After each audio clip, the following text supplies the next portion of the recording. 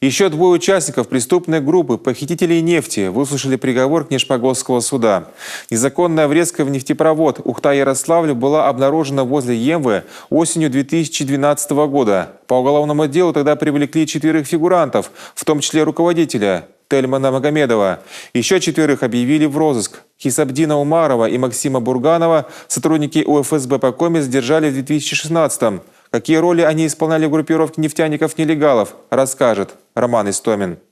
Место врезки, 2 красивых шаровых крана, немножко подтекает от бухты, куда сматывался этот шланг. Идем к его окончанию. Вот, по помойке увидим, вот оно само окончание. В сентябре 2012 года на нефтепроводе Ухта-Ярославль внезапно упало давление. После долгих и непростых поисков служба безопасности нефтетранспортной компании обнаружила место врезки недалеко от Емвы. Резиновый шланг высокой прочности был хорошо замаскирован. Было обнаружено предполагаемое место.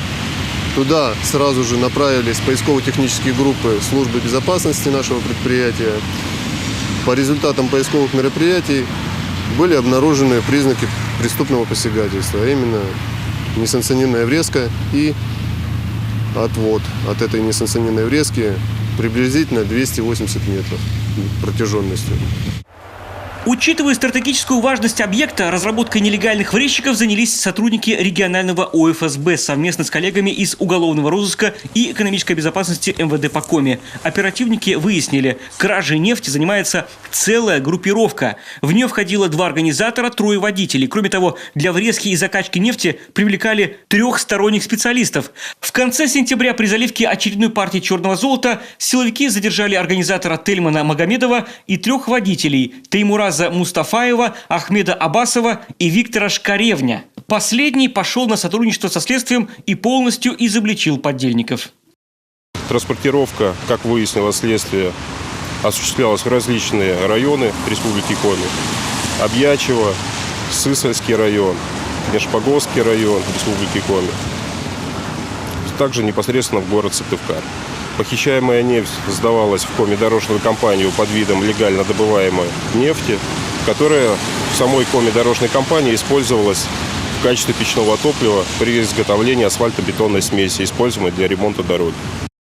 За 2 месяца поддельники вывезли 316 тонн нефти на сумму 4,5 миллиона рублей. Их бизнес только набирал обороты. Помимо МАЗа, они приобрели в Омске и оформили на подставных лиц мощный американский тягач с большой автоцистерной. Кроме того, сделали 2-ю врезку в нефтепровод, недалеко от 1-й. Работы по врезке в магистральный трубопровод, а именно по его повреждению, проводили 3 жителей, уроженцев Дагестана, которые работали в определенной организации, занимающейся строительством магистральных трубопроводов, имели необходимые познания для осуществления данных работ.